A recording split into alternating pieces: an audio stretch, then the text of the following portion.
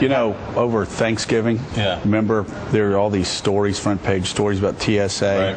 about frisking and grubbing, and we would, of course, we just kept doing a loop because we enjoyed it, but most Americans didn't enjoy it.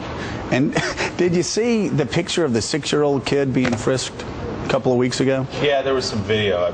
In the age of cell phone cameras and all the rest of it, you get these kind of videos pretty regularly now. But it goes to a larger question, Secretary Napolitano, about balancing security with personal freedom. I mean, nobody likes to see this little girl being patted down, although it was done in a professional way, we should say, but still.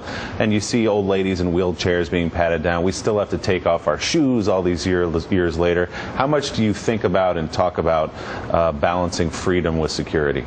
Well, nobody likes to see those kinds of things, and we join in that, even though it was done professionally and according to the protocols. But what TSA is doing is re-examining those protocols all the time, and it's all in relation to threat. What is the threat? And one of the things we do see is if you categorically remove a group from any type of screening, well, those who seek to do us harm then exploit that group. So you have to be very careful on how you do it. And by the way, remind Americans why we now check our liquids. It's because a mother was taking her baby on a plane in Britain and was willing to blow up the baby and the entire plane with the liquids. Right. So you're exactly right. When we say we're not going to screen 6-year-old, 7-year-old kids, and I'm not for it, nobody's for it. Right. But then suddenly, for some crazed parent, you then open up a weakness in the system. So here's a couple of things that we're working on.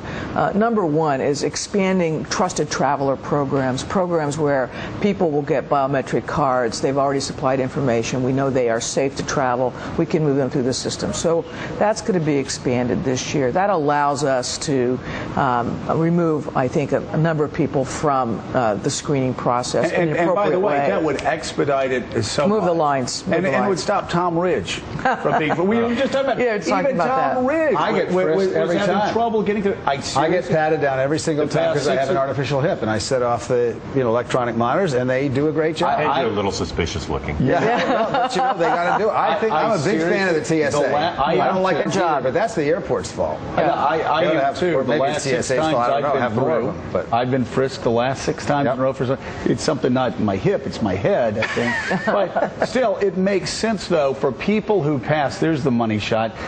People that pass through, that fly all the time. If you have the cards, Right. And that's my fault for not getting one. I haven't gotten around to it yet. And what we need to do is, and if I could say so, kind of better market them and make them more easily available. So we're working on that. I mean, we process almost 2 million passengers a day in U.S. airports. The scope and scale of what we do in aviation is far beyond what any other country does. But the second thing we're doing is a lot of work on the technology of the screening itself. And that is evolving very quickly. But, we would love to get to the point where we don't have to take off our shoes, or at least everybody doesn't have to take off their shoes. Right.